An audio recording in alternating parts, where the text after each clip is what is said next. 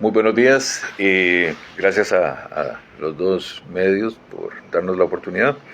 Creo que durante las últimas semanas ha existido una serie de comentarios, una serie de publicaciones, una serie de información, eh, pues que no retrata de manera positiva el servicio de emergencias, principalmente las funciones del hospital y el esfuerzo que hace el personal médico, enfermería, de servicios generales, de farmacia, laboratorio y todos los demás complementarios por la atención de los pacientes. Tenemos que hacer mención, y aunque parezca redundante, la situación de los servicios de emergencia no es una situación específica del Hospital de Grecia, es una situación a nivel nacional, donde podemos ver hospitales con muchísima mayor capacidad que en este momento están al límite de su funcionamiento e incluso son centros que como alternativa tienen la posibilidad de declarar plétora y hacer cierres temporales de los servicios, cosa que no sucede con el Hospital de Grecia, por la simple y sencilla razón de que nosotros somos un hospital de choque de las áreas de salud. Si nosotros cerráramos el hospital en los momentos en los que tenemos una concentración de pacientes superior al 200% en el área de observación, eso implicaría que las áreas de salud deberían asumir la totalidad de los pacientes que quedan sin atención. Eso nunca ha sucedido en Grecia. Grecia se ha caracterizado por mantener el servicio abierto más allá de las capacidades instaladas y que muchas veces eso genera alguna inconformidad de las personas por la saturación del servicio, por la lentitud a veces en la atención, pero que sin embargo por lo menos se les garantiza una continuidad de la atención. Ahora, en el caso de Grecia, pues es un servicio que se han hecho bastantes esfuerzos para mejorar. Indudablemente, pues habrá muchos otros aspectos que tienen que mejorarse, pero se ha tratado de gestionar hasta donde ha sido posible los recursos. Con la apertura de la consulta de choque en el área de salud de Grecia, creo que fue una de las alternativas, pero ahí solucionamos la mitad, ese 50% que tiene que ver de los pacientes ambulatorios y muchos de los que no son emergencias que llegan al servicio. Sin embargo, en este momento nos estamos enfrentando a una situación completamente diferente, porque ya no es ese paciente que llega a atención ambulatoria, sino el paciente que ya requiere de atención hospitalaria. Y es ahí donde se nos está saturando el servicio y donde estamos con los servicios bastante colapsados, principalmente en lo que es inhaloterapia y observación. Es innegable que la epidemiología y la población que se está atendiendo en este momento es muy diferente a la que se atendía hace 10, 15 años, donde la gran mayoría de pacientes ingresaban y eran de manejo ambulatorio y automáticamente se egresaban.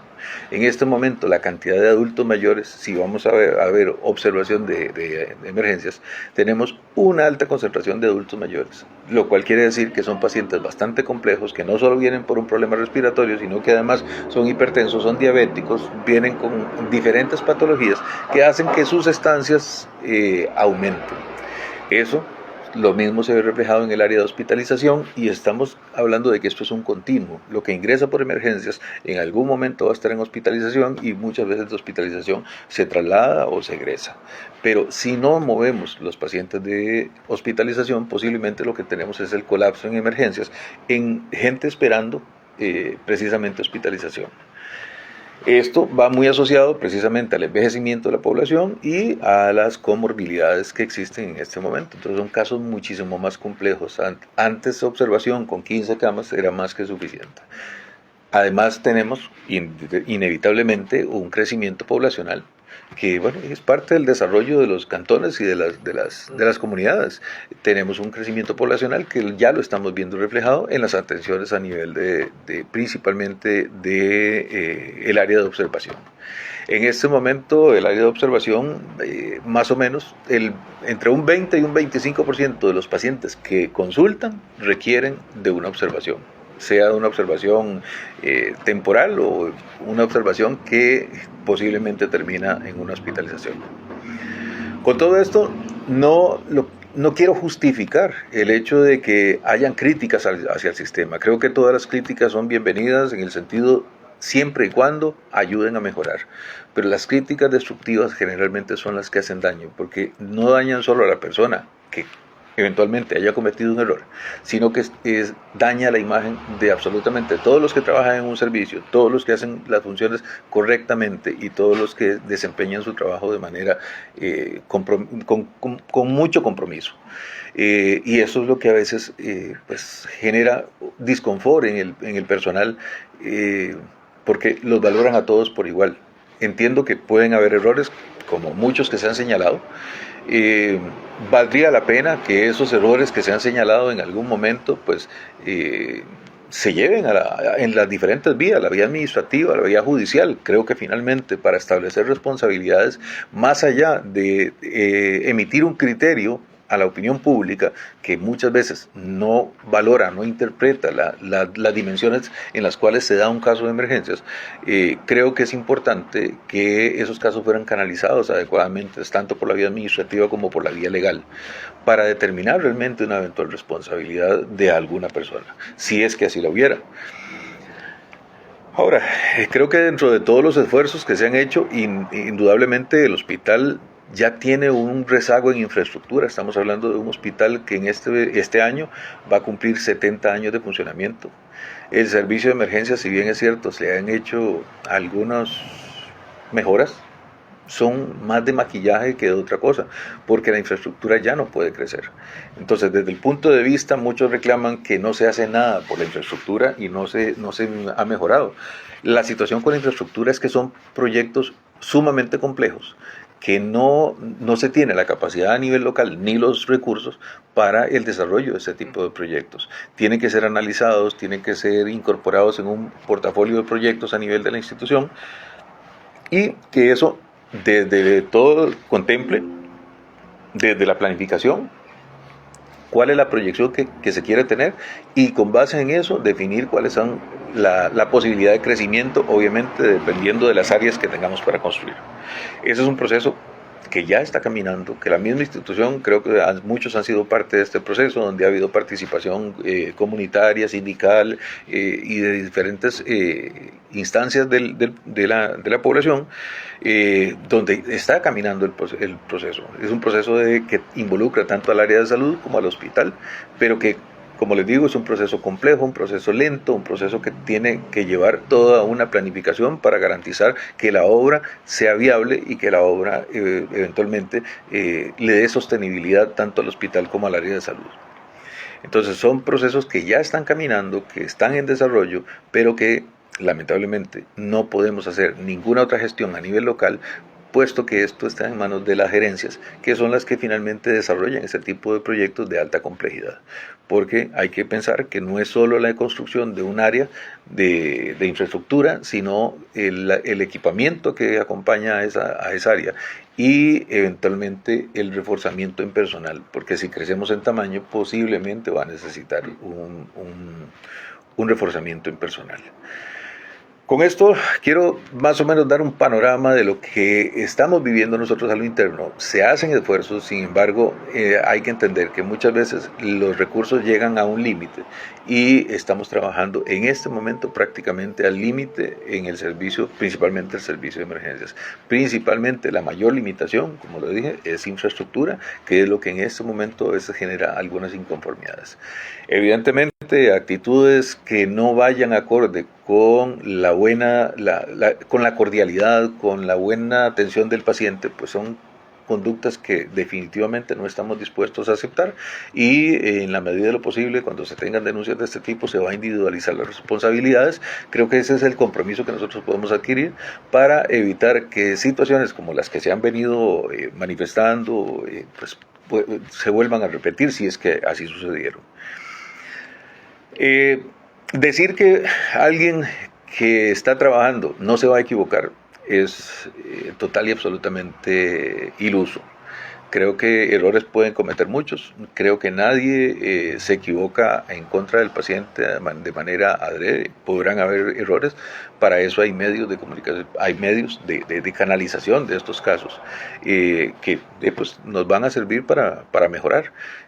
Creo que a veces simplemente decirlo a la opinión pública no genera ningún impacto, porque nadie se termina siendo responsable de un eventual caso. Creo que es importante decirle a la población que si tiene casos que considere que deben ser analizados en alguna vía, pues utilice esos medios que tiene, sea la vía administrativa o la vía legal. Sí, el compromiso es de mejorar la actitud de los funcionarios principalmente el que está en el servicio de emergencias y el que da esa primera atención, que por lo menos ser un poco más empáticos. Creo que hacia eso es lo que vamos. De mi parte, pues eso es lo que quería manifestar. Tal vez el doctor.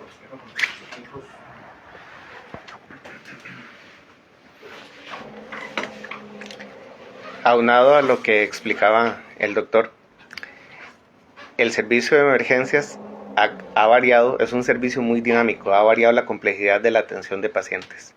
Si nos ponemos a verlo desde una perspectiva macro, el servicio se convierte en un embudo que la parte final del embudo ya está colapsada, hospitalización, y no solo sucede en este hospital, sucede a nivel de todos los hospitales de la región. Entonces, se convierte en una dinámica compleja desde el punto de vista que yo tengo 500 personas, entre 450 y 500 personas consultando por día, y tenemos que filtrar los pacientes que realmente presentan casos de emergencia. Para eso existe un sistema de clasificación que es adoptado por la Caja, que es el sistema CETAS, que es un sistema canadiense de clasificación en el que, de acuerdo a una serie de parámetros objetivos, determinamos 5 categorías. Entonces tenemos los pacientes categoría 1 o categoría azul, que son pacientes que requieren reanimación inmediata. Estos pacientes normalmente ingresan a sala de shock, y que involucra que no sea una sola persona, un solo médico el que la atienda, sino que involucre la complejidad de varios integrantes, inclusive de especialistas y demás personal de enfermería y demás personal de apoyo de laboratorio, de rayos X, dedicados a este paciente que requiere reanimación. El categoría 2, que es un paciente categoría roja, que tiene una emergencia, no requiere reanimación inmediata, pero sí tiene una emergencia. Después está el categoría 3, que es el paciente amarillo, que es el paciente que tiene una urgencia. Es algo que la emergencia compromete su vida de manera inmediata. La urgencia podría llegar a comprometerla. Y tenemos los otros pacientes, que es el categoría 4 y categoría 5, que son los pacientes verdes y blancos. Hemos establecido varios flujos de trabajo y varios procesos para optimizar la atención de la mayor carga de pacientes, que son los pacientes categoría amarilla, verde y blanca, dirigiendo de manera dinámica a las diferentes horas del día para optimizar los tiempos de atención. Pero hemos tenido durante los últimos 6 meses 2 o 3 categoría azul o categoría 1 por turno. Entonces, categoría 1 o 2, involucra que tengamos que desplazar mucho personal para la atención de estas emergencias. ¿Por qué? Porque un paciente que venga con un paro cardiorrespiratorio, un paciente que venga con un infarto que requiera una reanimación inmediata, no se puede poner a competir con un paciente que viene con síntomas gripales, por poner un ejemplo. No quiere decir que los síntomas gripales no requieran una atención. Todos tenemos el derecho de la atención. Sin embargo, la prioridad muchas veces no es comprendida por el paciente, que tiene que esperar un periodo mayor para recibir su atención. Con respecto a la parte de las quejas,